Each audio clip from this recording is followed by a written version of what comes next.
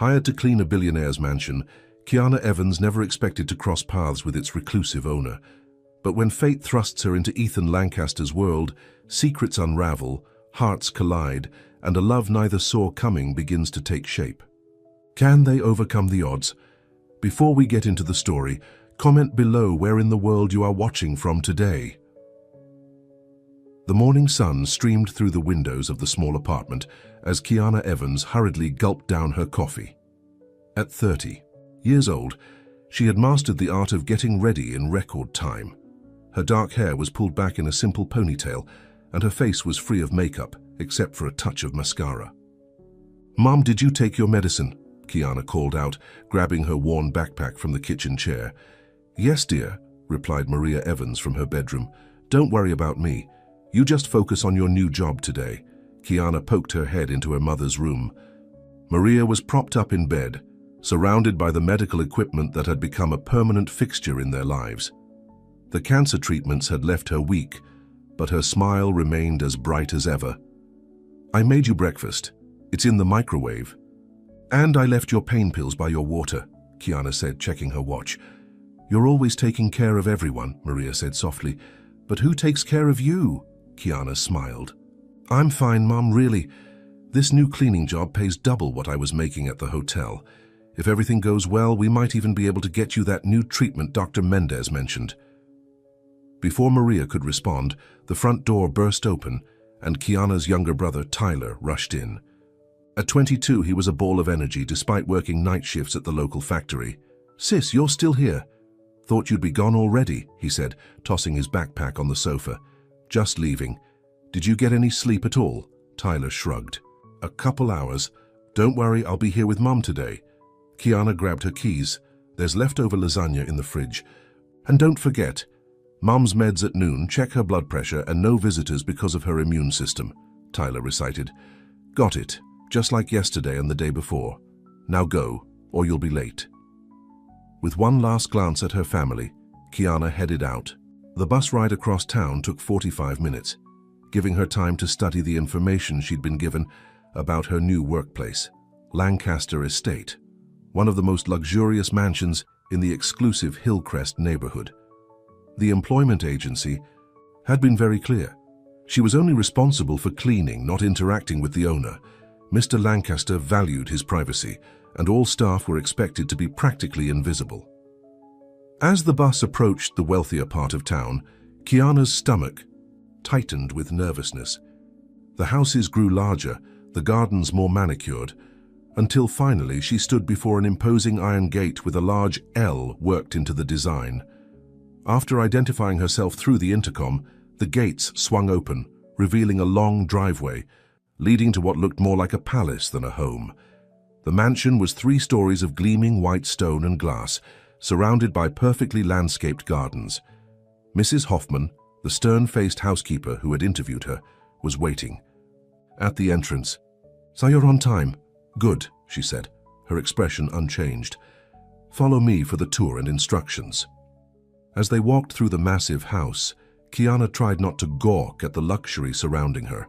Marble floors, crystal chandeliers, artwork. That probably cost more than she would earn in a lifetime.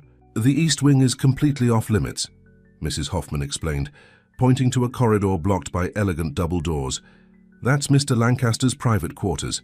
You'll clean the main areas, guest rooms, and staff quarters only." "What about Mr. Lancaster's office or other rooms he uses?" Kiana asked. Mrs. Hoffman's thin lips pressed together. "Mr. Lancaster rarely leaves his wing. When he does, it's usually when the house is empty. You won't run into him." There was something in the housekeeper's tone that sparked Kiana's curiosity. "Is he not well?" For a moment, Mrs. Hoffman's professional mask slipped. "Mr. Lancaster had an accident 2 years ago. He prefers his privacy, that's all you need to know." The tour continued with detailed instructions about which products to use on which surfaces, which rooms to prioritize, and the schedule for laundry and deep cleaning. By the time they finished, Kiana's head was spinning with information. "Any questions?" Mrs. Hoffman asked. "Just one," Kiana replied. "How many people work here? The house is huge." There's me, the gardener who comes twice a week, the chef who prepares meals and leaves, and Mr. Lancaster's nurse, she listed. And now you. We used to have more staff, but Mr. Lancaster prefers fewer people around these days. Kiana nodded, though she found it strange that such a massive house had so few people maintaining it. You can start with the main living room. Cleaning supplies are in this closet. I'll check your work before you leave today. Left alone, Kiana got to work. The house was immaculate already, making her wonder if her job was more for show than necessity. Still, she cleaned meticulously, aware that in a place like this, even a speck of dust would be noticeable. Hours passed as she worked her way through the ground floor. The house was eerily quiet, with only the occasional sound of Mrs. Hoffman's heels clicking on the marble floors as she passed by to check on Kiana's progress. Just after lunch, while Kiana was polishing a massive mirror in the hallway, she heard raised voices coming from somewhere in the house. Curiosity got the better of her, and she followed the sound to a partially open door near the forbidden east wing. "I don't care what you have to do, just find someone," a male voice shouted, deep and commanding despite its obvious frustration. "Mr. Lancaster, it's not that simple," replied a frazzled female voice. "Your nurse called in sick, and the agency can't send a replacement until tomorrow at the earliest. So I'm supposed to just sit in my own filth until tomorrow. Fantastic." Kiana stepped back, not wanting to be caught eavesdropping, but her cleaning cart bumped against the wall with a telltale clatter. The voices inside went silent. "Who's there?" demanded the male voice. Before Kiana could retreat, Mrs. Hoffman appeared. From around the corner, her face flushed with stress. Seeing Kiana, she sighed. "It's just the new cleaning girl, Mr. Lancaster," she called through the door. There was a pause. "Send her in." Mrs. Hoffman looked at Kiana, her expression a mixture of apology and warning. "Mr. Lancaster is having a difficult day. Just be professional." Swallowing hard, Kiana entered what turned out to be a luxurious study. Sitting behind a massive desk was a man who could only be Ethan Lancaster. Even seated, it was clear he was tall. His dark hair was slightly too long, as if he hadn't bothered with a haircut in months. His face was strikingly handsome, with sharp cheekbones and a strong jaw covered in stubble that was just short of becoming a beard. But it was his eyes that caught Kiana's attention, deep blue and filled with a mixture of anger and something that looked like shame. She immediately noticed the wheelchair positioned beside the desk, understanding dawning on her.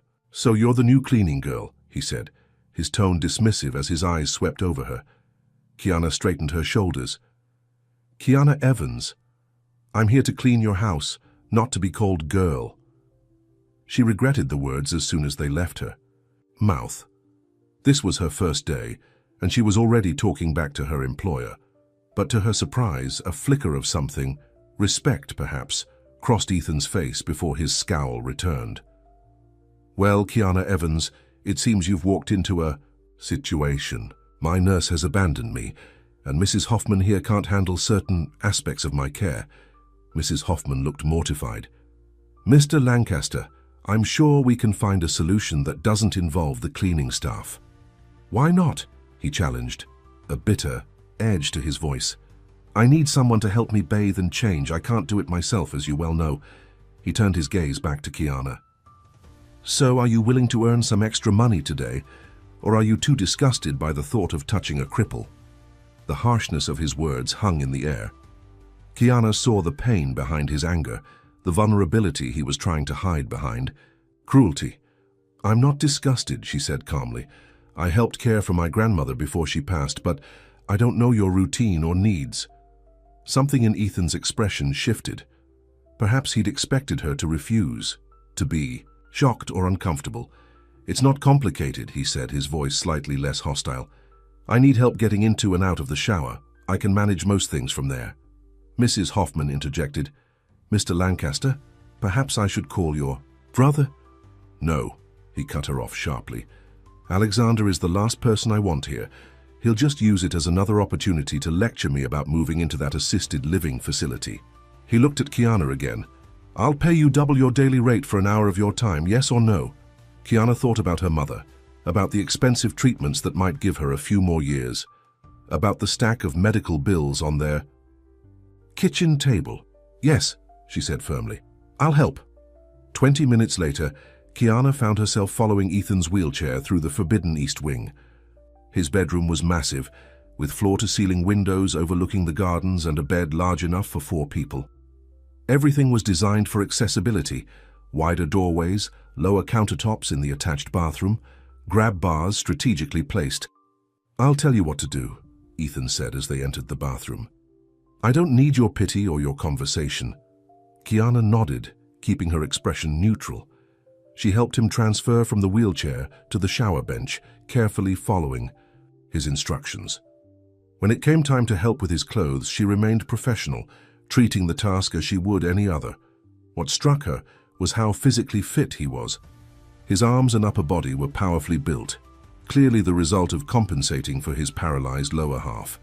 The accident, whatever it had been, had taken his mobility but not his strength.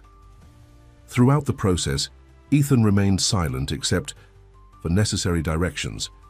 But Kiana caught him watching her in the mirror, perhaps looking for signs of disgust or discomfort. He wouldn't find any.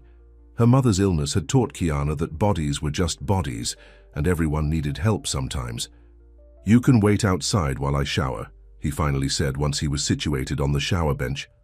"I'll call when I'm done." Kiana stepped out, closing the door behind her. She took the opportunity to look around his living space, noting the absence of personal touches. No photos, no mementos.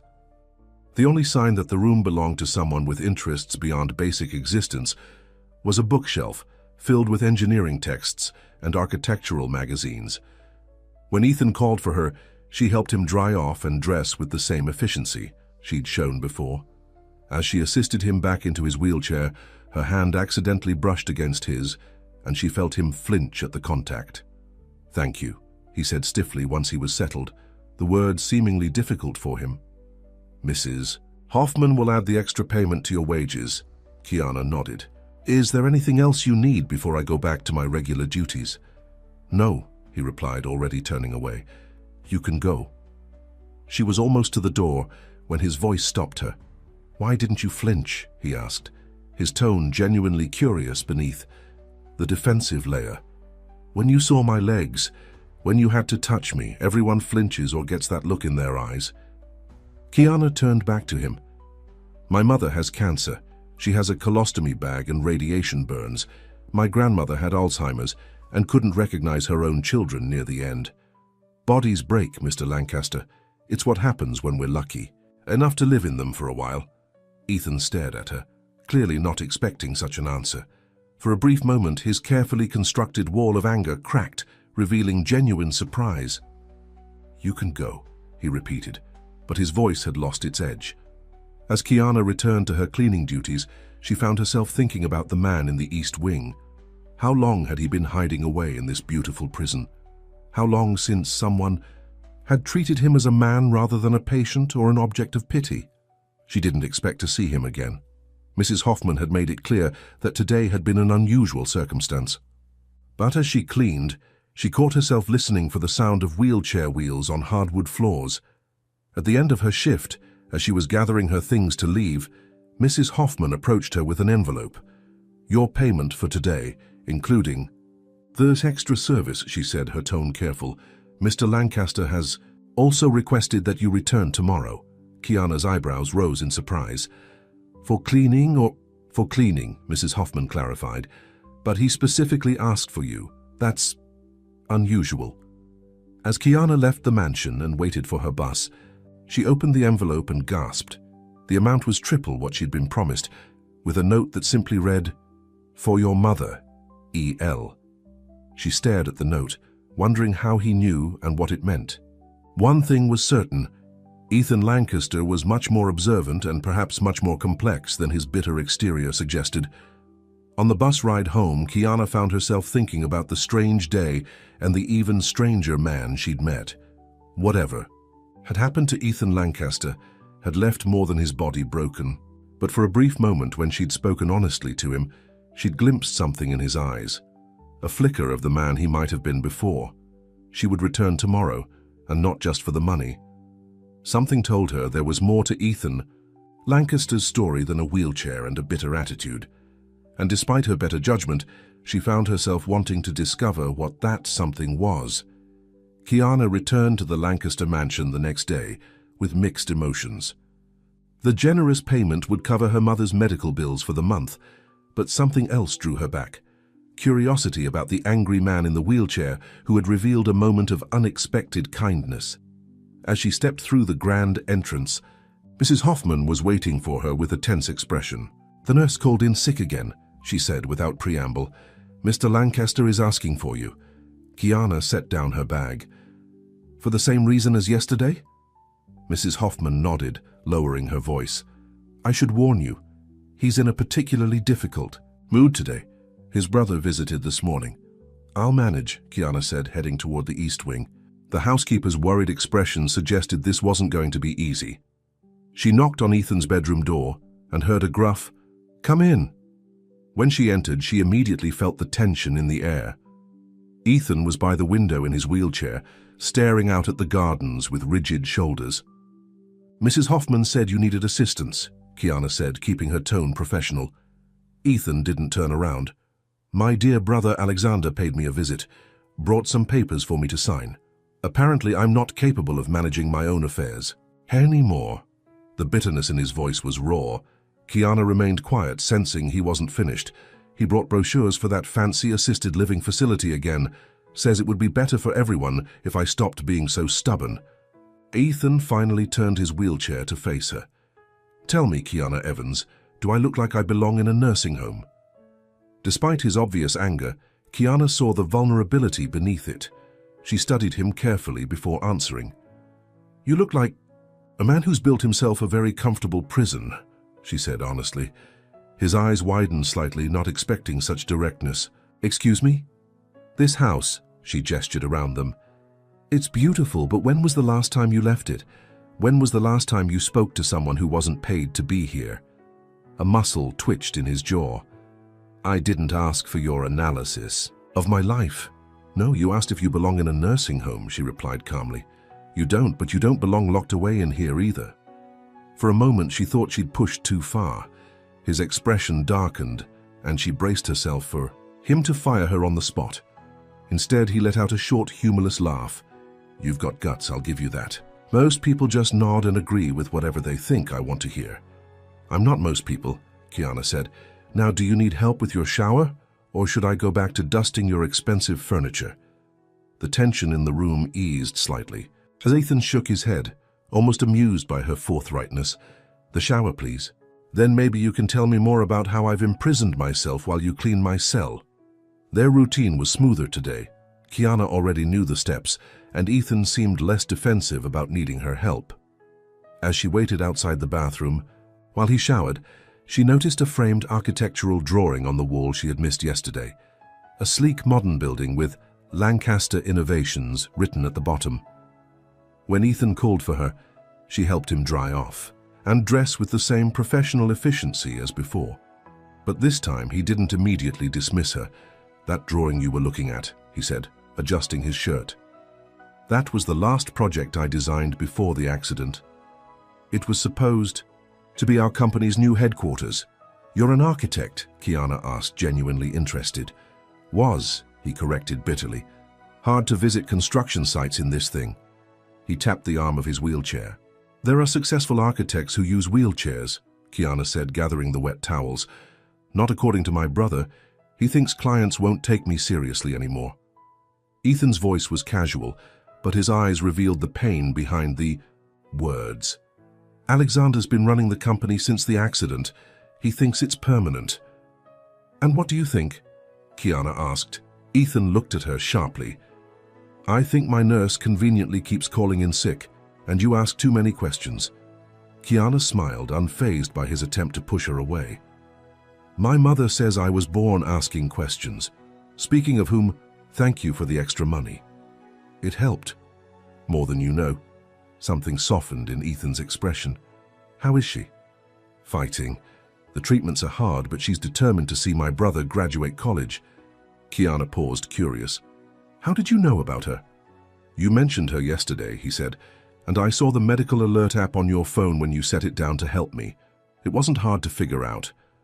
They fell into a strange routine over the next few days.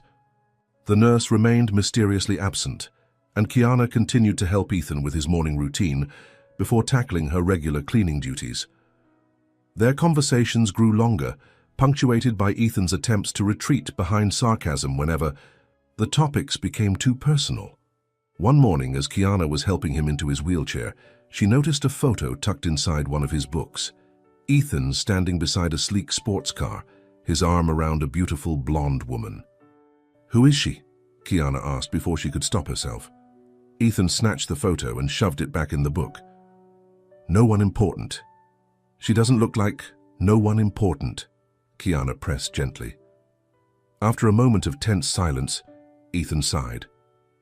"Vanessa, my ex-fiancée, she stuck around for 3 months after the accident, said she couldn't handle being with half a man." The pain in his voice was barely concealed beneath the sarcasm.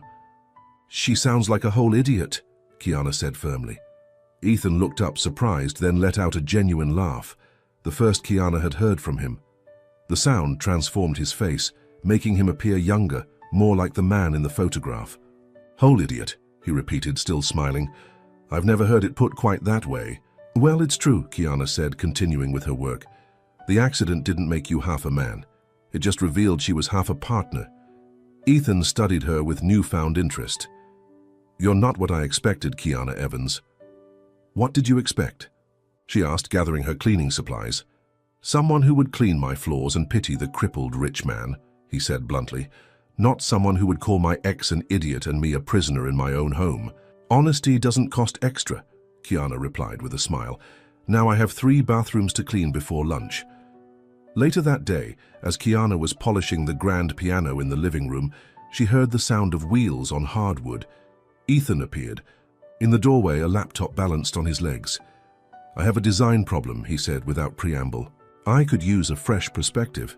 Kiana raised an eyebrow. "I don't know anything about architecture." "Exactly," Ethan said, rolling into the room. "You're not trained to see things the way I do. Sometimes that's valuable." He set up his laptop on the coffee table, revealing detailed plans for a building.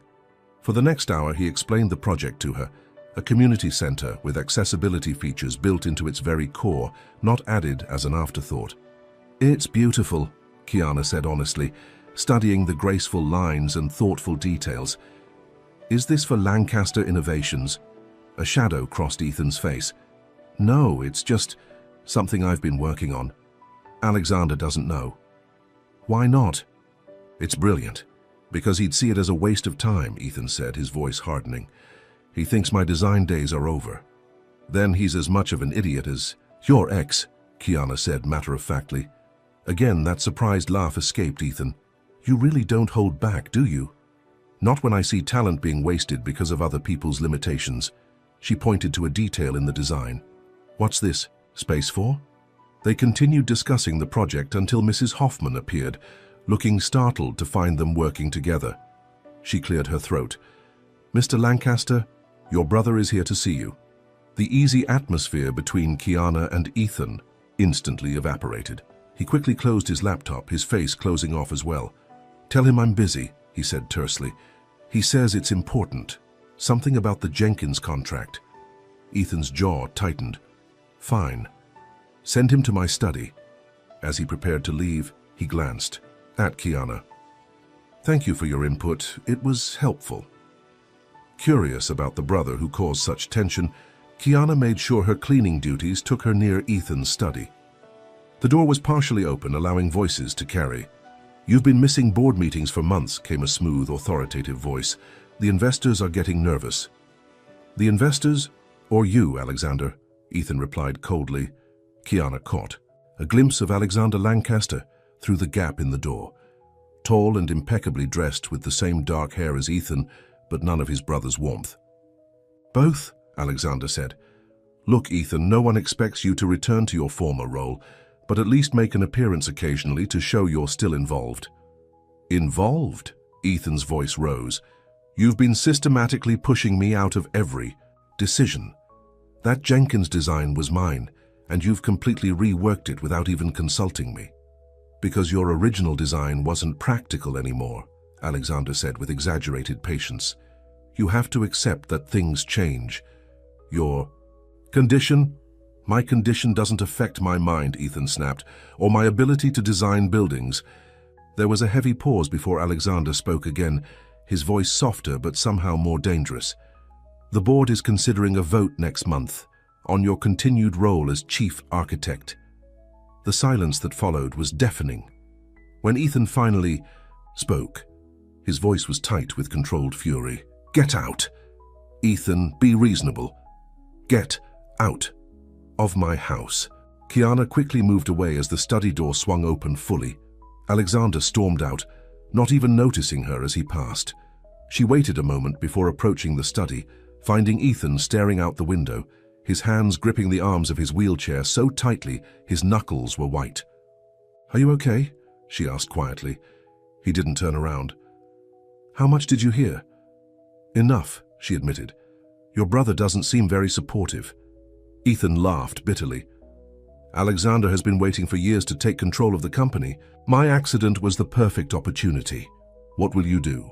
He finally turned to face her, his expression resolute. Fight back, but I'll need to leave this house to do it. The determination in his voice made Kiana smile. About time.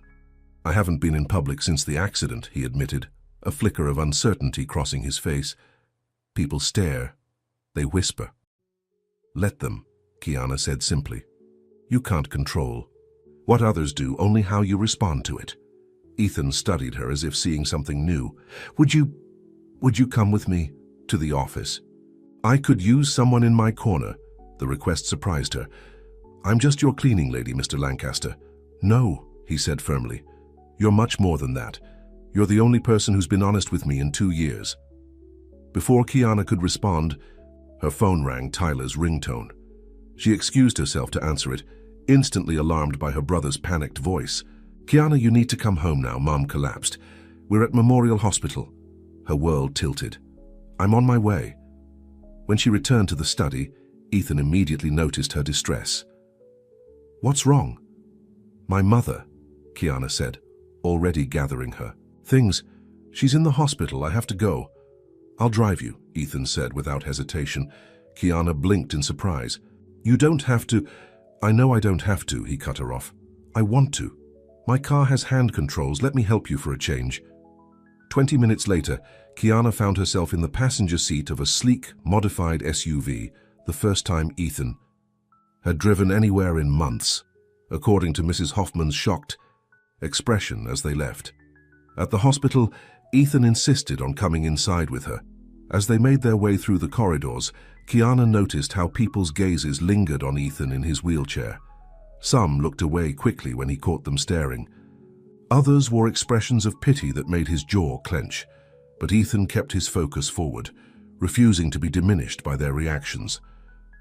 When they reached the waiting room, Tyler stood up, his expression a mixture of relief at seeing his sister and confusion at her companion. How is she? Kiana asked immediately.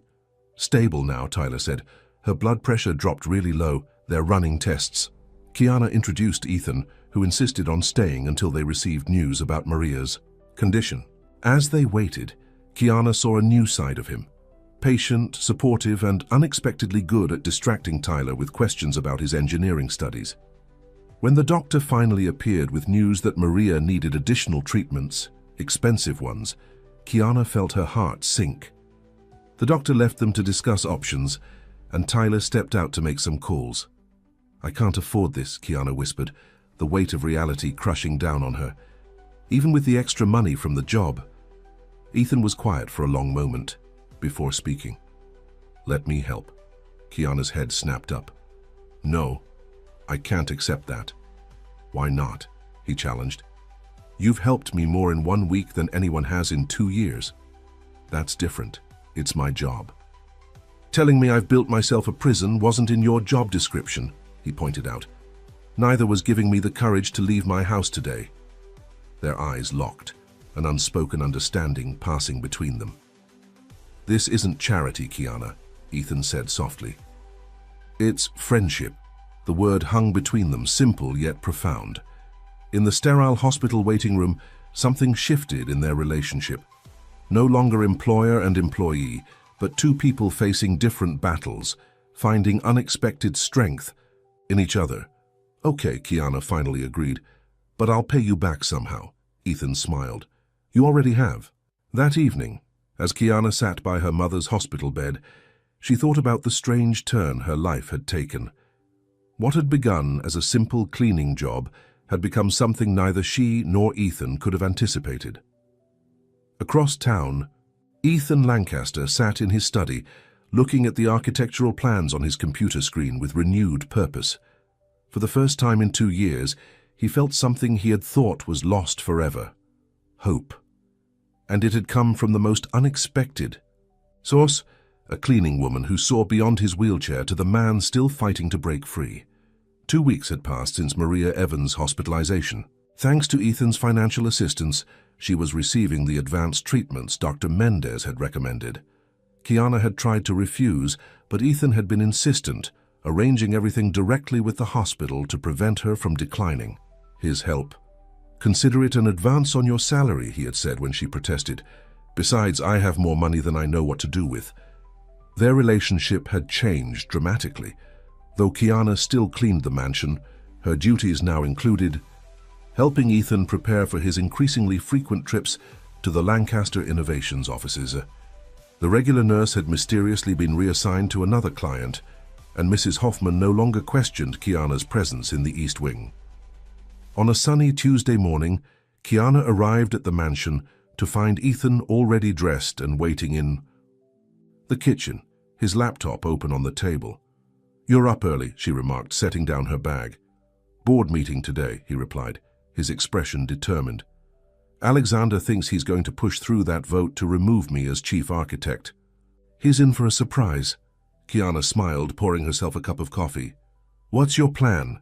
"I'm presenting the community center design, with a few modifications based on your suggestions, actually." He turned the laptop so she could see the screen. "See how I adjusted the entry plaza?" Kiana leaned closer, their shoulders almost touching.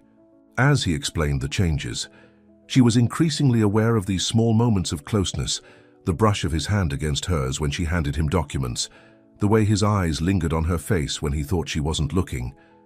"It's perfect," she said, genuinely impressed by the elegant design. "They'd be fools to ignore your talent." Ethan's confidence faltered slightly.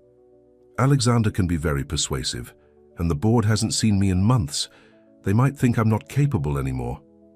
"Then show them they're wrong," Kiana said, firmly. "You're still the same brilliant architect you always were. The only difference is you sit down more often now." Ethan laughed, the sound becoming more natural the more time they spent together. "You have a gift for simplifying things." "Speaking of simplifying," Kiana said, checking her watch, "we should leave soon if you want to be early for that meeting, too." Her surprise, Ethan reached out and took her hand. "Come with me." "To the board meeting?" "I don't belong there, Ethan." "Neither do I, according to Alexander," he said with a wry smile. "But I want you there. You've become my good luck charm." The hesitation in his voice suggested he'd been about to say something else. Kiana felt her heartbeat quicken. "What about my cleaning duties?" she asked, trying to maintain some professional distance, even as her resolve weakened. "Mrs. Hoffman can manage for one day," Ethan insisted. "Please, Kiana," how could she refuse when he looked at her that way? "All right, but I'm not dressed for a corporate meeting." Ethan's eyes traveled over her simple uniform. "We can fix that. Consider it part of your job today." An hour later, Kiana found herself in a high-end boutique, watching in disbelief as Ethan instructed the saleswoman to bring outfit after outfit for her to try on. "This is too much," she protested, as he dismissed another dress for being not quite right. "It's necessary," he replied, his eyes lighting up as the saleswoman returned with a sleek navy blue dress. "That one. Try that one." In the fitting room, Kiana stared at her reflection, hardly recognizing herself. The dress was simple but elegant, making her look professional and confident. When she emerged, Ethan's expression made her blush. "Perfect," he said softly. By the time they arrived at Lancaster Innovations headquarters, a gleaming tower of glass and steel in the heart of downtown, Kiana felt like she was living someone else's life. Employees stared as Ethan wheeled himself through the lobby, whispers following in their wake. It was clear that his appearance was causing a stir. "Mr. Lancaster." A young woman hurried toward them, her expression a mixture of surprise and delight. "We didn't know you were coming in. Today." "Hello, Jessica," Ethan replied warmly. "I decided it was time to check in personally. Is the board assembled?" "Yes, sir, your brother is just beginning the meeting." Jessica glanced curiously at Kiana. "This is Kiana Evans, my assistant," Ethan said, the lie coming easily. "She'll be joining us." As they rode the elevator to the top floor, Kiana whispered, "Your assistant?" "It was easier than explaining you're the woman who helps me shower and has been giving me the courage to reclaim my life," he whispered back with a mischievous smile. The boardroom fell silent as Ethan wheeled himself in, Kiana a step behind. Alexander Lancaster stopped mid-sentence, his expression shifting from shock to barely concealed annoyance. "Ethan," he said, recovering quickly, "this is unexpected. We weren't aware you'd be joining us." "Clearly," Ethan replied dryly, positioning his wheelchair at the empty space at the head of the table. "Please don't let me interrupt. You were saying something about my continued role as chief architect?" The tension in the room was palpable. Alexander's smile didn't reach his eyes. "We were discussing the company's direction moving forward. Given your situation, we thought it might be time to consider a leadership change in the design department." "My situation hasn't affected my ability to design," Ethan said firmly. "In fact, I've been working on something new." He pulled out a flash drive and handed it to Jessica. "If you wouldn't mind bringing this up on the screen." As the community center plans appeared on the large display, Ethan began to present with a confidence and passion that transformed him. Kiana watched from her seat by the wall, filled with pride as he expertly addressed questions and defended his innovative approach to accessibility. Most of the board members seemed genuinely impressed, but Alexander's expression grew increasingly sour. When Ethan finished, Alexander cleared his throat. "It's a nice concept. Rather, but hardly practical for our commercial clients. They want profit-maximizing designs, not charity projects, sir." "This isn't charity," Ethan countered. "It's innovation. Universal design principles benefit everyone, not just people with disabilities. And it opens up new markets for Lancaster innovations." "The board needs to consider what's best for the company," Alexander insisted. "And frankly, your limited mobility makes site visits and client meetings problematic." "That's why I have an assistant now," Ethan replied smoothly, gesturing to Kiana. "Problem solved." Alexander's gaze turned to Kiana, cold and calculating. "Yes, your assistant. The woman who was cleaning your house just last month." A murmur rippled through the board members. Kiana felt her cheeks burn, but kept her expression neutral. How had Alexander learned about her role?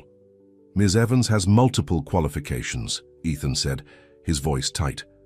"And her previous employment is irrelevant to this discussion." "I disagree," Alexander said, his tone falsely sympathetic. "It speaks to your judgment, Ethan. First, you isolate yourself for 2 years, refusing to participate in company operations. Then you suddenly appear with a housekeeper pretending to be an executive assistant, presenting designs that completely depart from our established brand." He turned to the board members. "This only confirms my concerns about my brother's readiness to continue in his role." Kiana saw the trap closing around Ethan. Alexander had clearly been preparing for this confrontation, laying groundwork with the board members before Ethan's arrival. She wanted to speak up, but knew it wasn't her place. To her surprise, Ethan remained calm. "You're right about one thing, Alexander. I have been isolated, by choice at first, then by habit. And during that time, you've been systematically changing. The company my father built, shifting away from the principles of design excellence toward mere profit maximization." He turned to address the entire board. "But I'm back now, and I'm not going anywhere. If you want to vote me out, go ahead.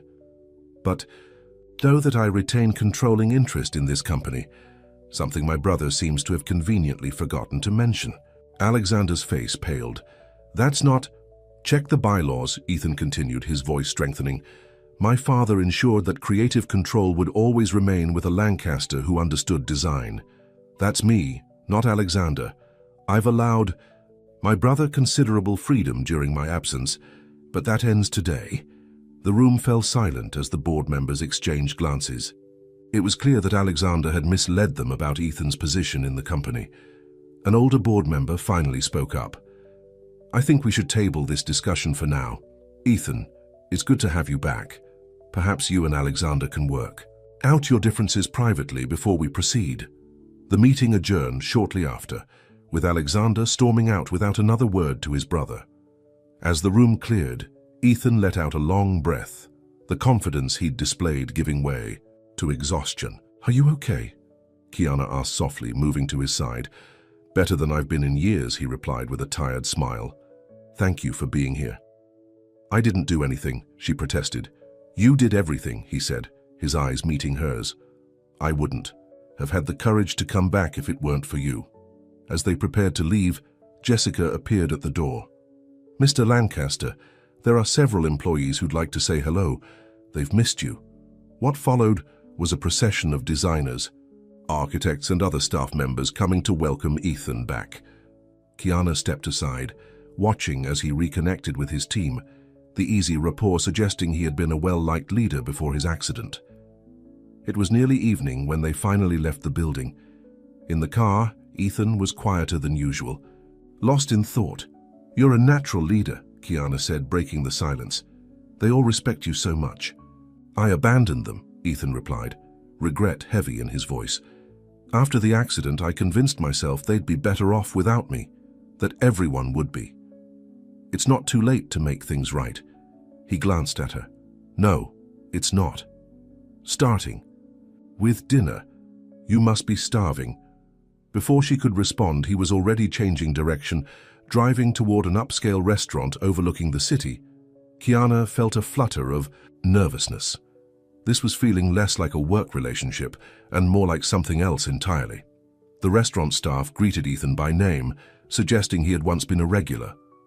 They were led to a table with a spectacular view of the sunset over the city skyline. After they ordered, Ethan raised his glass in a toast. To new beginnings, he said, his eyes never leaving hers. To new beginnings, she echoed, trying to ignore the way her pulse quickened under his gaze. As they ate, their conversation flowed easily, touching on everything from Kiana's dreams of going back to school to Ethan's ideas for reshaping his company. For those few hours, the differences in their backgrounds and circumstances seemed to fade away. Why did you really ask me to come with you today? Kiana asked as they finished dessert. Ethan was quiet for a moment. Because when I'm with you, I forget about the wheelchair. I forget about the accident. I just feel like me again. The honesty in his voice touched something deep inside her.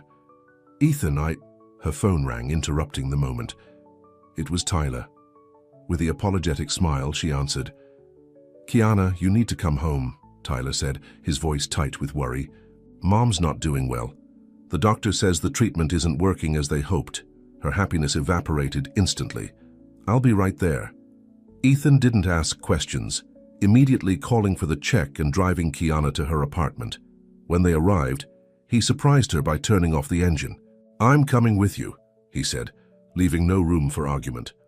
The small apartment was a stark contrast to Ethan's mansion, but he showed no reaction to the humble surroundings. His focus was entirely on supporting Kiana, as Tyler explained the situation.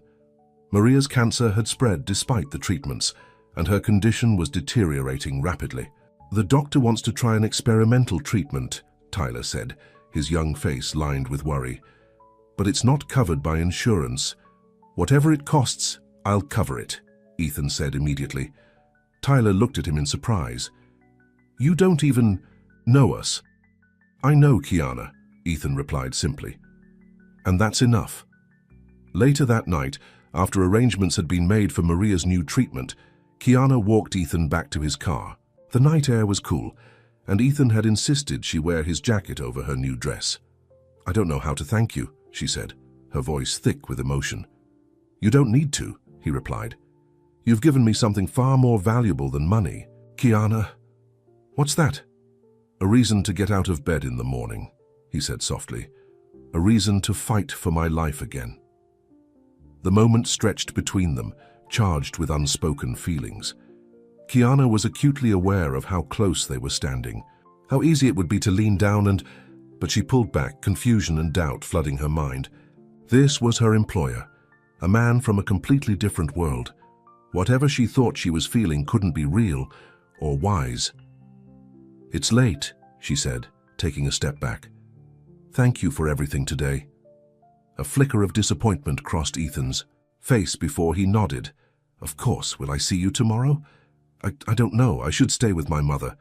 "I understand." He hesitated, then added, "If you need anything at all, please call me." As she watched him drive away, Kiana felt torn between gratitude for his kindness and fear of the growing feelings she couldn't deny. What had started as a simple job had become complicated in ways she never anticipated. Inside, Tyler was waiting, with a knowing look. "So your boss seems pretty invested in our family." "It's not like that," Kiana said automatically. "Really? Because from where I'm standing, that man looks at you like you hung the moon." "He's just grateful I treated him like a normal person," she insisted. "Besides, we come from different worlds. Someone like him doesn't end up with someone like me." "Why not?" Tyler challenged. "Because he's rich? Because he uses a wheelchair? Or because you're scared?" Kiana didn't have an answer. Across town, Ethan returned to his mansion, which suddenly felt emptier than ever. He made his way to his study, where he found Alexander waiting for him. "Breaking and entering now, brother?" Ethan asked coldly. "I still have a key," Alexander replied, standing from the leather chair. "We need to talk about what happened today." "There's nothing to discuss. You tried to push me out and you failed." Alexander's expression hardened. "You humiliated me in front of the board." "You did that to yourself?" Ethan countered. "Did you really think I wouldn't fight back?" "I thought you'd given up," Alexander admitted. "You've been hiding in this house for 2 years, wallowing in self-pity. What changed?" Ethan thought of Kiana, her directness, her compassion without pity, the way she saw him as a whole person. "I remembered who I am." Alexander studied him for a moment. "It's that cleaning woman, isn't it? I've heard the rumors from the staff. You've developed feelings for her." "Her name is Kiana," Ethan said sharply, "and my personal life is none of your business." "It is when it affects the company," Alexander argued. "Do you have any idea how it looks? The head of Lancaster Innovations involved with the help?" Ethan's temper flared. "Get out now!" "She's using you, Ethan," Alexander pressed. "She sees a meal ticket, a way to pay for her mother's medical bills. Why else would someone like her be interested in—" "Finish that sentence and I'll forget." "You're my brother," Ethan warned, his voice dangerously low. Alexander held up his hands in mock surrender. "Fine, make your mistakes, but when she breaks your heart, don't say I didn't warn you." After Alexander left, Ethan sat in the darkness of his study, doubts creeping in despite himself. Was Kiana only kind to him because of his money? The rational. Part of him rejected the idea immediately. She had been genuine from the start, even refusing his help initially. But another, more insecure part whispered that no woman could truly want him now. Vanessa's cruel words from 2 years ago echoed in his mind. "I need a whole man, Ethan, not half of one." He wheeled himself to the window, staring out at the night sky. Tomorrow would be a turning point, his official return to Lancaster Innovations, and a new chapter in his life. But tonight his thoughts were filled with Kiana and the almost moment they'd shared outside her apartment. For the first time in years, Ethan Lancaster wanted more than just his career back. He wanted a future that until recently he hadn't believed was possible. A future with someone who saw beyond his wheelchair to the man inside. But first, he needed to convince Kiana that what was growing between them was real and worth taking a chance on. The next 2 weeks brought dramatic changes to both Kiana and Ethan's lives.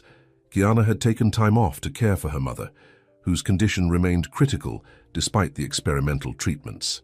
Ethan had thrown himself into reclaiming his position at Lancaster Innovations, working long hours to review designs and reconnect with clients.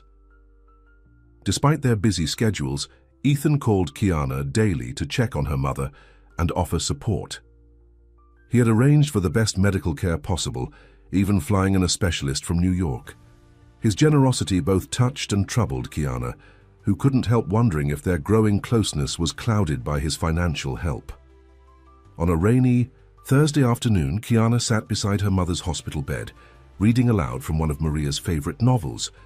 Though sedated, the doctors said Maria could still hear and understand. "You always had good taste in men," Maria said suddenly, her voice weak but clear. Kiana looked up in surprise. Her mother had been drifting in and out of consciousness all day.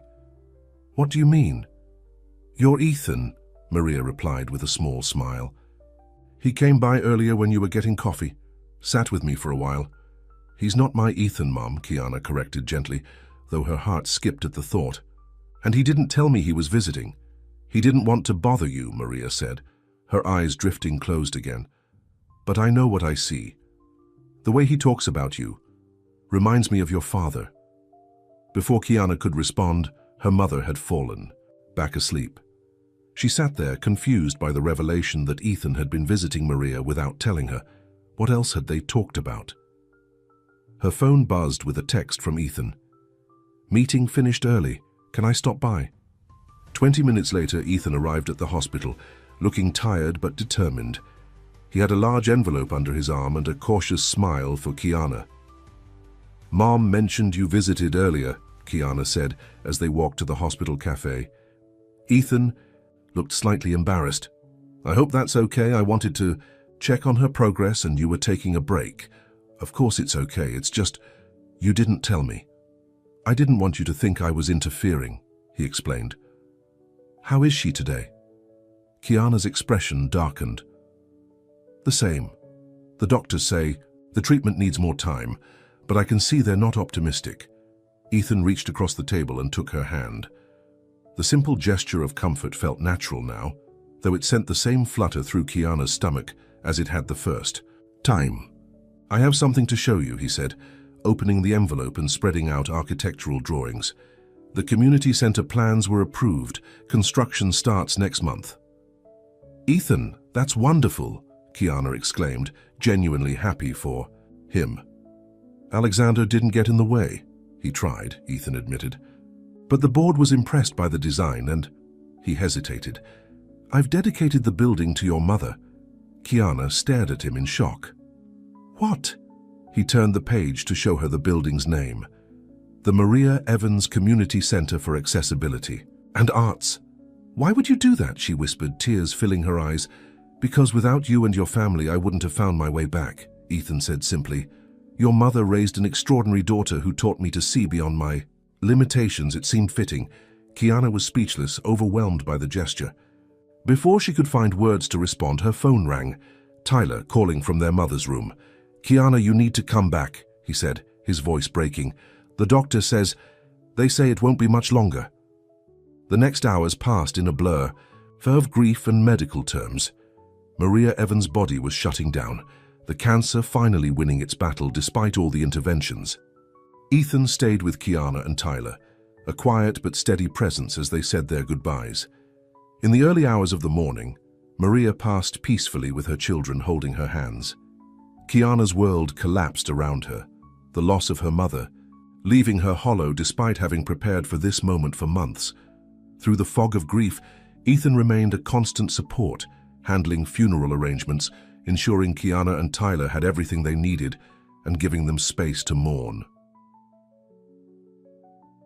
The day of the funeral was bright and sunny, a contrast to the somber occasion. The small church was filled beyond capacity, not with expensive flowers or elaborate displays, but with people. Friends, neighbors, former patients Maria had cared for as a nurse before her illness. Kiana stood beside Tyler, greeting mourners with mechanical politeness, barely registering their condolences until a familiar voice broke through her numbness. "She would have hated all this fuss," said an elegant older woman, taking Kiana's hands in her own. "But she would have loved seeing how many lives she touched." Kiana blinked in confusion, not recognizing the woman. "I'm sorry, how did you know my mother?" The woman smiled gently. "I didn't. But my son has told me so much about her, and about you, that I feel like I did." She squeezed Kiana's hands. "I'm Eleanor Lancaster, Ethan's mother." Before Kiana could process this, another person approached, Alexander Lancaster, looking uncomfortable but respectful in a dark suit. "Miss Evans," he said formally, "my condolences for your loss." Kiana nodded stiffly, remembering his accusations about her using Ethan for money. Eleanor placed a restraining hand on her elder son's arm. "Alexander came to pay his respects," she said, her tone leaving no room for argument. "As did I. Your mother raised a remarkable daughter." After they moved on, Kiana sought out Ethan, who was speaking quietly with Tyler near the church entrance. "Your mother and brother are here," she said, still surprised by their presence. Ethan nodded. "Mom insisted on coming. She wanted to meet you properly, though I wish it had been under different circumstances. And Alexander." "He's trying," Ethan said with a slight shrug. "Mom can be very persuasive when she wants to be." The days following, the funeral passed in a haze of paperwork and decisions. Kiana and Tyler had to deal with their mother's modest estate and the apartment they could no longer afford without her pension. Ethan offered solutions for everything. Tyler could move into campus housing with a scholarship Ethan arranged, and Kiana could stay in the guest house on his property until she decided what was next. "I can't accept that," Kiana said when he made the offer. They were sitting in her half-packed apartment, surrounded by boxes of memories. "You've done too much already." "It's just a practical solution," Ethan insisted. "The guest house sits empty and you need somewhere to stay." "People will talk," she said, voicing one of her many concerns. "Let them," he replied with a shrug. "Since when do you care what people think?" "Since it might affect your reputation," Kiana admitted. "Your brother already thinks I'm using you for your money." Ethan's expression hardened. "Alexander doesn't get a vote in my life anymore. Neither does anyone else." He took her hand. "Kiana, I'm not offering because I feel sorry for you or because I want something in return. I'm offering because I care about you." The sincerity in his voice broke through her defenses. Exhausted from grief and worry, she finally accepted. The Lancaster Estate guest house turned out to be larger than the apartment where Kiana had grown up. Situated at the edge of the property, it offered privacy while still being close to the main house. Ethan had arranged for her things to be moved, and Mrs. Hoffman had stocked the kitchen and placed fresh flowers in every room. "It's too much," Kiana said as Ethan showed her around. "It's not enough," he replied softly. That evening, sitting on the guest house porch watching the sunset, Kiana felt a strange mixture of grief and gratitude. She had lost her mother, but somehow found a support system she never expected. "Penny, for your thoughts," Ethan said, wheeling himself onto the porch with 2 glasses of wine. "Just thinking about how unpredictable life is," she replied, accepting a glass. "A few months ago, I was worried about making rent. Now I'm living in a guest house on a millionaire's estate." "Billionaire, actually," Ethan corrected with a self-deprecating smile. "Not that it matters." "It matters to some people," Kiana said, thinking of Alexander. Ethan studied her face. "But not to you. That's what makes you different, Kiana. You saw me, not my money or my wheelchair, just me." The air between them seemed to thicken with unspoken emotions. Kiana took a sip of wine to steady herself. "I should get back to work soon," she said, changing the subject. "I can't stay here indefinitely." "Actually, I wanted to talk to you about that," Ethan said. "Lancaster Innovations needs a community outreach coordinator for the new center. Someone who understands people, who can connect with the community and ensure the center truly serves their needs." Kiana raised an eyebrow. "And you think that's me?" "I know it's you," he said with conviction. "You have a natural ability to see what others need. And you understand the importance of dignity and independence, not just accessibility." "I don't have the qualifications for a corporate position like that," she protested. "You have exactly the qualifications that matter," Ethan insisted. "Everything else you can learn, and—" He hesitated. "It would mean we could still see each other every day." There it was, the truth behind the job offer. Kiana's heart raced, but doubt still nagged at her. "Ethan, You don't have to answer now," he said quickly.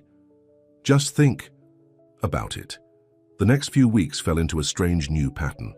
Kiana settled into the guest house, Tyler moved into campus housing, and Ethan divided his time between the mansion and his office downtown. They saw each other almost daily, sharing meals and conversations that grew increasingly personal, yet both carefully avoided addressing the growing tension between them. Then came the night of the Lancaster Innovations annual gala, a lavish charity event that Ethan had insisted Kiana attend as his guest. He had sent a designer to the guest house with a selection of evening gowns, none of which Kiana felt comfortable wearing. "I don't belong at an event like this," she told Ethan when he called to check if everything was ready. "These people are your business associates and friends. I'm just the most important person in my life," Ethan finished for her. "Please come, Kiana. I need you there." How could she refuse when he put it that way? Hours later, Kiana found herself in a midnight blue gown that made her feel like a princess, her hair swept up in an elegant style that the stylist Ethan sent had insisted on. When she emerged from the guest house, Ethan was waiting in his wheelchair, looking devastatingly handsome in a tuxedo. "You are breathtaking," he said, his voice filled with admiration. The gala was held at the city's most exclusive hotel, transformed for the evening into a glittering wonderland of lights and flowers. As Ethan's guest, Kiana found herself the subject of curious glances and whispered speculation. "Ignore them," Ethan advised, as he noticed her discomfort. "They're just surprised to see me with someone after all this time." Alexander approached. Them during the cocktail hour, his smile tight but polite. "Ethan, Miss Evans, you both look well." "Thank you, Alexander," Ethan replied coolly. "Is Mother here yet?" "Just arrived. She's looking for you, actually." Alexander turned to Kiana. "That color suits you, though I imagine anything would be an improvement over a cleaner's uniform." Before Kiana could respond to the thinly veiled insult, another voice joined the conversation. "There you are." Eleanor Lancaster approached, elegant in silver gray. "Kiana, dear, I'm so glad you could come. Ethan tells me you've been instrumental in the community center project." The older woman linked her arm through Kiana's, effectively dismissing Alexander. "Come, let me introduce you to some people who are very interested in the outreach programs you're developing." As Eleanor led her away, Kiana glanced back to see Ethan engaged in what appeared to be a tense conversation with his brother. "Don't worry about those two," Eleanor said, following her gaze. "They've been butting heads since they were children. Alexander has always been jealous of Ethan's talent." "He doesn't seem to approve of me," Kiana said quietly. Eleanor patted her arm. "Alexander doesn't approve of anything that wasn't his idea, but Ethan..." She smiled warmly. "I haven't seen my son this alive in years. Whatever you're doing, please don't stop." The evening progressed with dinner and speeches, including a moving presentation by Ethan about the Maria Evans Community Center. Sitting at the head table beside him, Kiana felt a surreal sense of belonging and not belonging simultaneously, touched by the tribute to her mother, yet aware of the gulf between her background and the wealthy donors surrounding them. After dinner came dancing, and Kiana found herself approached by several men seeking a partner. She declined politely, aware of Ethan watching from the sidelines, unable to join in this particular activity. "You should dance if you want to," he said when she returned to the table. "Don't stay sitting because of me." "I'm not," she replied. "Honestly, I'm sitting because the only person I want to spend time with is you." Something shifted in Ethan's expression, a vulnerability breaking through his confident exterior. "Kiana," he began, his voice low, "there's something I need to..." "Ethan!" Alexander's voice cut through the moment as he approached their table, a striking blonde woman on his arm. "Look who I ran into at the bar." Kiana felt Ethan tense beside her before she even registered who the woman was. From the photo she had seen months ago, she immediately recognized Vanessa, Ethan's ex-fiancée. "Hello, Ethan," Vanessa said, her voice honey-sweet. "It's been a long time." "Not long enough," Ethan replied coldly. "What are you doing here, Vanessa?" She gave a practiced laugh. "Alexander invited me, of course. When I heard about your comeback, I wanted to see for myself." Her gaze flicked dismissively over Kiana. "And who is this?" Before Ethan could answer, Kiana extended her hand. "Kiana Evans. I help Ethan shower when his nurse doesn't show up." The blunt introduction caused Vanessa to recoil slightly and Alexander to cough uncomfortably. Ethan, however, burst into genuine laughter. Among other things, he added, taking Kiana's hand in his. Kiana is also the inspiration behind our newest project and the most honest person I've ever met. Vanessa's perfect smile faltered. How nice. Alexander mentioned you'd hired help that was a bit unconventional. Alexander talks too much, Ethan said flatly. If you'll excuse us, Kiana and I were just leaving. Without waiting for a response, Ethan guided his wheelchair away from the table, Kiana following beside him. Once they reached a quiet alcove away from the crowd, he stopped and looked up at her with admiration. That was brilliantly handled, he said, still smiling. You should have seen her face. I thought your brother was trying to help you, Kiana said, confused by Alexander's behavior. Alexander's idea of help is pushing me back toward a woman who abandoned me when I needed her most, Ethan replied bitterly. He thinks Vanessa is more suitable than... He stopped abruptly. Then, the cleaning lady? Kiana finished for him. Ethan's expression grew serious. That's not how I see you, Kiana. That's never been how I see you. How do you see me? She asked, her heart pounding. Instead of answering, Ethan reached for her hand and pulled her gently down to his level. His eyes searched hers for a moment before he leaned forward and kissed her, softly at first, then with increasing certainty as she responded. When they finally broke apart, Kiana felt dizzy with emotion. I shouldn't have done that here, she whispered, though she couldn't bring herself to regret it. I'm done caring what other people think, Ethan said firmly. I've wasted 2 years of my life hiding away, ashamed of who I've become. I'm not wasting another minute. He took her hands in his. Kiana Evans, I am completely in love with you, not because you helped me when I was at my lowest, but because you showed me I was still whole, still capable of feelings I thought were gone forever. Kiana felt tears welling in her eyes. Ethan, there are so many reasons this is complicated. Your brother, your position, your world, none of that matters, he insisted. The only thing that matters is how you feel. If you don't feel the same way, I'll understand. But if there's even a chance... I love you too, she interrupted, the words escaping before she could overthink them. I've been fighting it because it seemed impossible, but I do. Relief and joy washed over Ethan's face. Then nothing else matters. It's not that simple, Kiana protested weakly. It can be, he countered. We make it simple. I love you. You love me. Everything else is just details. As if to prove his point, he pulled her into another kiss, unconcerned about who might see them. Later that night, after they had left the gala and returned to the estate, they sat on the guest house porch talking until dawn about their fears, their hopes, and the unexpected journey that had brought them together. What happens now? Kiana asked as the first rays of sunlight appeared on the horizon. Whatever we want, Ethan replied, taking her hand. We can figure it out together. People will talk, she said, echoing her earlier concern. Let them, Ethan said with a smile. Maybe they'll learn something about seeing beyond the surface.